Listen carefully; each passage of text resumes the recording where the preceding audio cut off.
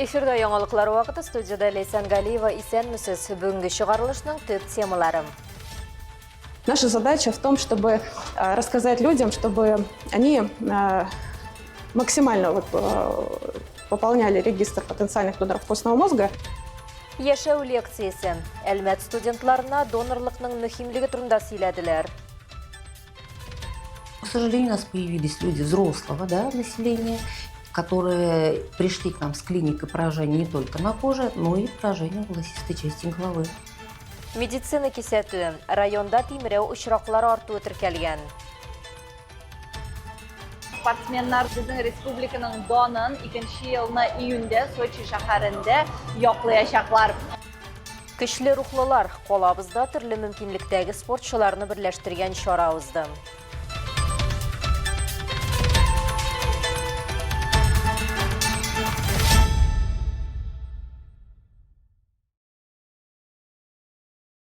Кичә Әлмәт районында Nissan автомобиле йөртүчесе беренчел мәгълүматлар буенча каршы як полосага чыга һәм КАМАЗ белән бәрелешә. Нәтиҗәдә җиңел автомобиль пассажиры үлә. Шулай ук районыбызда 35 яшьлек КАМАЗ йөк автомобиле йөртүчесе узып китү максатыннан башка каршы як полосага чыга һәм 58 яшьлек КАМАЗ йөк автомобиле белән бәрелешә. Нәтиҗәдә 58 яшьлек КАМАЗ автомобиле йөртүчесе урында ук вафат була. Булган хәлнең шартлары ачыклана. 2025 елның 11 айында Татарстан юлларында 311 кеше һәлак булган, 3000-нән артыгы төрле дәрәҗәдәге җәрәхәтләр алган. Бу хакта юл хәрәкәте куркынычсызлыгы идарәсе хәбәр итә. Хәлакәт корбаннары арасында 15 балиг булмаган бала, 56 җәяүле булуы билгеләп үтелә. 81 кеше каршы як хәрәкәт полосасына чыгу сәбәпле 42 кеше исерек машина йөртүчеләр гаебе белән 63 кеше тизлекне арттыру нәтиҗәсендә һәлак булган. 44 кеше куркынычсызлык кайышын эләктермәгәннәр. Татарстан Республикасы Дәүләт автоинспекциясе юл хәрәкәте кагыйдәләрен тайпылышсыз үтәргә чакыра.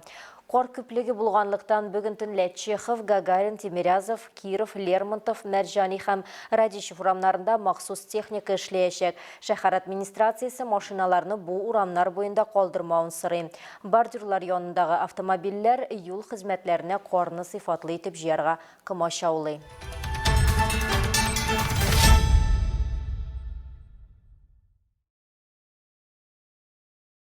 Әлмәт милли мәдәни үзәгендә мөһим темага фикер алыштылар. Биредә донорлык буенча лекция узды. Онда калабызның урта уку йортларында белем алучы студентлар катнашты. Семинарны Әлмәт кан үзәге һәм Әлмәт милли мәдәни үзәге белән берлектә Ансар Хайрия фонды оештырды. Это вступление в национальный регистр как можно большего количества людей разных национальностей. Сиек миендә, ягъни җилектәге кан күзәнәкләрен кәүсә күзәнәкләр дип атыйлар. Менә шул күзәнәкләрне күчереп утыртып табиблар канда яман шишне туктата. Авыруларны миелома дигән шиштән коткара. Татарстанда бу процедура әле узган елның декабрендә генә үткәрелә башлаган. Если говорить современным сленгом, матч, то есть это совпадение, соответствие. И сегодня наше мероприятие называется не случайно матч ценою в жизнь. То есть вот это совпадение донора и реципиента. Наша задача в том, чтобы рассказать людям, чтобы они максимально пополняли регистр потенциальных доноров костного мозга. Очрашуда студентлар сиек мие донорлыгы сәламәт кан күзәнәкләрен тапшыру донор өчен тулысынча куркынычсыз процедура икәнен белделәр. Россиядә меңләгән кеше генетик игезәген көтә һәм хәтта реестрда бер яңа потенциал донорда кемнеңдер гомерен саклап кала ала. Әлмәт кан үзәге вәкиле балаларга потенциаль донор булу турында җентекләп сөйләде. Если человек захочет вступить в регистр потенциальных доноров костного мозга, необходимо подать заявление через госуслуги РФ. В течение 10 рабочих дней с ними связывается сотрудник нашего центра крови и договаривается о времени, об удобном времени, когда человек сможет к нам подойти. Этот человек подходит к нам, мы у него берем анкету согласия, после чего берем 5 мл цельной крови из вены. И все, и вносим в базу его. Сиек мие аутотрансплантациясы белән таныш булган Әлмәтнең сиек мие доноры Ксения Абдуллина кан бирү процедурасының ничек баруы турында сөйләде. А сама процедура, она достаточно проста. Да, это как обычная сдача крови. но гораздо длительный процесс. То есть сначала мне кололи препарат 6 дней, спустя 6 дней я просто, как обычный донор, пришла сдавать кровь, и процесс длился примерно 4,5 часа в моем случае. Все зависит от того, как клетки выработались. Процедура может до 6 часов занять времени. Очрашудан соң студентлар үз фикерләре белән уртаклаштылар. Я первый раз на таком мероприятии. До этого я как-то даже не задумывался о донорстве. Но было очень интересно. До этого я не знал вообще то, что можно как-то сдавать костный мозг. Я вообще думал, что это очень страшно. Я услышал на мероприятии то, что в нашей стране не очень это распространено. И я думаю, что я бы стал донором, разумеется. Чара ахырында студентлар истәлекле бүләкләр һәм донорлык турында мөһим мәгълүмат тупланган буклетлар алдылар. Әлмәт районында тимерәү авыруының артуы теркәлә. Бу йыгышлы авыру, аның фәнни атамасы микроспория. Әлмәт тире венерология диспансерының 2нче стационар бүлеге мөдире Динә Байкирова осызыклаганча, инфекцияның төп чыганагы булып йортсыз мәшчеләр кала. Бигрәк тә яз һәм көз айларында үрчү чорында. Авыру күбесенчә мәктәп яшендәге балаларны хайваннар яки инфекцияле предметлар белән турыдан-туры контакт аркасында зарарлый. Микроспория төгәл шикләре булган түгәрәк алсу таплар, кабыклану һәм яралар тирәле ялкынсыну булуы белән шагыла. Баштагы чәчләр 4-6 мм озынлыкта сынып киселгән эффект тудыра. Табиблар билгеләп үткәнчә, гөмбәс поралары вак һәм тире микротравмалары аша үтеп керә. Диагностика соскоп микроскопиясе белән генә раслана. Дәваланмаган очракта яралар тарала, хроник авыруга әйләнү куркынычы арта. Частота возникновения у взрослых, она достаточно минимальна. И если болеют взрослые, то тогда это чаще молодые женщины. Но, к сожалению, у нас появились люди взрослого населения, которые пришли к нам с клиникой поражения не только на коже, но и поражения волосистой части головы. Әлбәттә, һәм районда бигрәк тә балалар арасында тимерәү белән авыручылар саны артуы күзәтелә ди табиблар. Мисал өчен, агымдагы елның 11 аенда калабызда 49 очрак теркәлгән, узган ел дәвамында 64 очрак ачыкланган булган. Әгәр дә үзегездә, якыннарыгызда охшаш симптомнар барлыкка килсә, кичекмәстән табибка мөрәҗәгать итәргә кирәк. Динә Бакирова үз дәвалаудан тыелырга киңәш итә. Микроспория дәвалана торган авыру. Шуңа күрә табибларга ышаныгыз, ди ул. Самые разные эндогенные причины. Это нарушение химизма пота, это гуморальный клеточный ответ, это особенность у детей, у них недостаточно плотно уложен кератин нашего эпидермиса, а это способствует внедрению самого возбудителя, и микроспорум канис, он начинает, собственно говоря, вести именно такую активную работу в виде каких-то типичных проявлений либо на коже, либо на волосистой части головы. Ногтевые пластинки поражаются, но крайне редко. Микроспория ешрак авыру йортсыз хайваннардан күчә ди белгечләр. Бу песиләр, этләр, кимерүче хайваннар, хәтта ат һәм сыер да бу авыруга бирешә торган. Әлбәттә, төп профилактика шәхси гигиена һәм иммунитетны ныгыту. Рәдифә Нигъманова, Рафаэль Сафин, яңалыклар вакыты, Луч Әлмәт телекомпаниясе.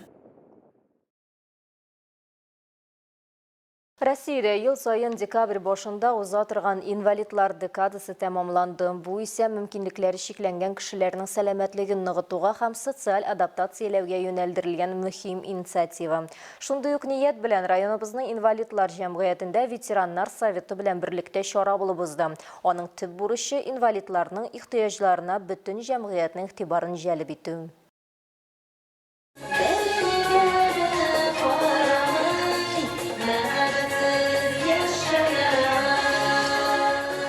Әлмәт районында 10 меңнән артык инвалид яши. Шул исәптән 1189 балачактан ук шундый хәлдә һәм 898 кеше аерым ярдәмгә мохтаҗ.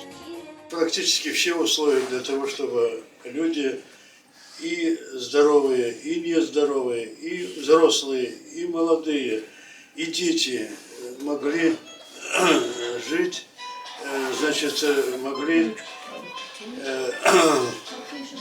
заниматься творчеством, заниматься культурой, заниматься спортом.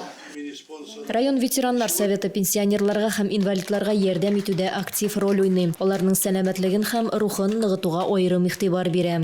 Самое главное — привлечь к нуждам инвалидов как можно больше людей и их самих, и общество, чтобы помочь им адаптироваться, чтобы они могли укрепить свое здоровье, чтобы инвалиды не чувствовали себя уделенными. Шоколад полезен для мозга?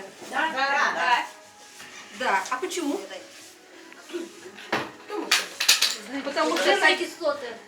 Потому что там калий, магний, который обеспечит нормальную работу нервной системы, а также... Шара кысаларында көңіл ашу программасы гына түгел, медицина десанты да узды. Инвалидлар биредә үк үз сәламәтлекләрен тикшереп, табиблардан консультация ала алды. Әлбәттә, пауэрлифтинг һәм көч спорт төрләре буенча Россия Милли ассоциациясенең ачык кубогы узды. Әлеге ярышлар рухи көч һәм тимер спортка тартылу төрле яшьтәге һәм мөмкинлекләрдәге кешеләрне берләштерүен тагын бер кат исбатлады. 8нче тапкыр узганы «Вызов Барсы» исемле ярышта катнашучылар белән Алсу Нуриева аралашып кайтты. 21 команды из городов Казань, Ижевск, Чебоксары. Ауырлык алынды. Нәкъ менә шушы ике сүз авыр хезмәтне рәсми нәтиҗәгә әйләндерә ди катнашчылар. Ике көнгә Әлмәт спорт залы ихтыяр, максатчанлы һәм спорт осталыгы үзәгенә әверелә. Биргә җыелган штанга һәм гер яратучылар өчен күтәрелгән һәр килограмм шәхси җиңүгә таба бер адым. Турнирның географиясе зур. Иң көчлеләр исеме өчен республиканың шәһәрләреннән һәм Россиянең төбәкләреннән килгән 254 спортчы, 21 команда көрәшә. Это, во-первых, дополнительная мотивация к занятиям. Ну и человек, если уже занимается, ему надо узнать свои кондиции, сколько он может поднять. Я вот, например, первый раз выступал, когда после этого уж начал ездить, мне понравилось. 10, 11, 12. Мөмкинлекләре шикләнгән спортчылар, балалар, ветераннар, егетләр, кызлар һәм башкалар бер түбә астында 10ннан артык категориядә көч сынашалар. Альбина Калистратова спорт мастеры нормаларын үтәргә ниятли. Бу спортта уңышка ирешү өчен махсус әзерлек кирәк ди.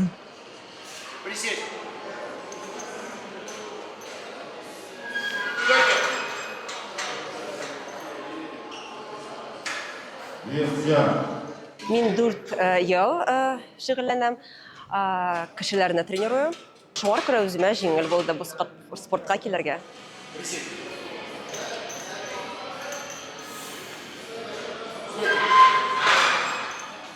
Ярыштың беренче көнендә классик пауэрлифтинг уза. Атлетлар яткан килеш авырлык күтәрү, станок тарту һәм штанга белән чүгәләп торуда үз көчләрен күрсәтә. Икенче көн армлифтинг, стритлифтинг, хип-траст һәм бицепс ярышы төрләренә багышлана.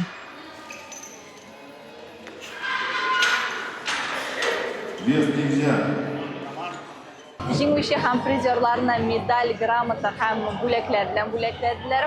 Алга таба иң яхшы нәтиҗә күрсәткән спортсменнардан Татарстанның җыелма командасын туплаячаклар. Алар безнең республиканың данын 2нче елны июньдә Сочи шәһәрендә яклаячаклар. Инде тренировкаларны тиз арада башларбыз да диләр. Алсу Нуриева, Рафаэль Сафин, яңалыклар вакыты, Луч Әлмәт телекомпаниясе.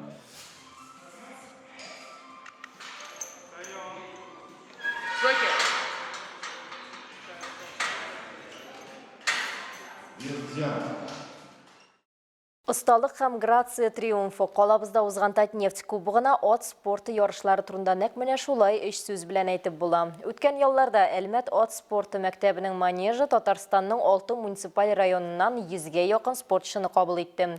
Араларында тәҗрибәле спортчылар да үз юлларын әлеге спорт төрендә башлаучылар гына да бар иде. Беренче көнендә выездка, икенче көне мавыктыргыч һәм популяр конкурс белән тәмамланды. Бәйгенең эш маршруты да җайдаклардан һәм аларның партнерларыннан максималь концентрация, төгәллек һәм үзара аңлашуны таләп итә торган уникаль сынау булып тора. Тамашачылар мавыктыргыч сикерү комбинацияләрен күзәткән арада һәр спортчы үзен һәм үзенең спорт партнерын тынычландыру өстендә эшли. Есть свои традиции, да. Я стартую на этом коне, его зовут камбэк. Он достаточно не с простым характером, но мы стараемся найти общий язык. И мы стараемся друг друга успокоить перед стартом, настраиваемся. Он переживает, я переживаю. От белән каршылыкларны яхшы сикереп үткәндә тамашачылар катнашучыларның алкышларга күмә. Сирәк кенә булса да, килеп төшкән планкалардан алар спортсменнарга кушылып кайгыра. От спорты көч һәм тизлек кенә түгел, ә югары сәнгать та, ди Виктория Пешкова. 110 сантиметрлык планканы сикереп үтәргә кирәк булган гомуми зачетта кыз беренче урынны яулый. До сих пор трясутся все руки, ноги, очень сложно. Я больше горжусь своим конем, да, он где-то вредничал, где-то что-то, но в принципе он сработал неплохо. Он меня слышал, где-то нужно было сняться подальше, где-то поближе, он помогал, выпрыгивал, прыгал больше вверх. Я очень им довольна. Спортсменнар арасында тәҗрибәле катнашучылар да, беренче тапкыр үзләрен һәм спорт партнерларын сынап караучылар да бар иде. Алар арасында Амалия Шафикова. Кыз бу спорт төрендә иң беренче чиратта атка ышанырга, өйрәнергә кирәк ди. Мин 6 ел атларда шөгыльләнәм. Позавчера мин выездка катнашып, 3-нче взрослый разряд ясадым. Мин бик яратам минем тренерны һәм атны.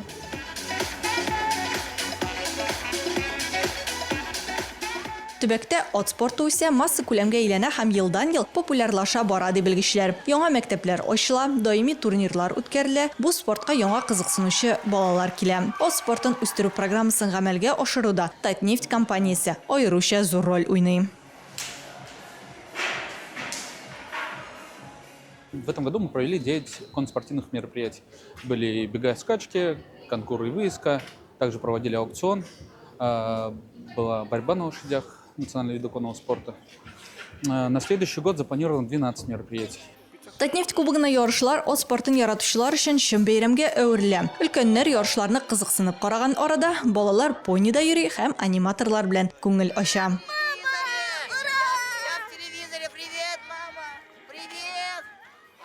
Ярыш нәтиҗәләре буенча Актүбә ат спорты мәктәбе спортчылары команда зачетында абсолют җиңүчеләр була. Алсу Нуриева, Рафаэль Сафин, Яңалыклар вакыты, Лучи Әлмәт телекомпаниясе.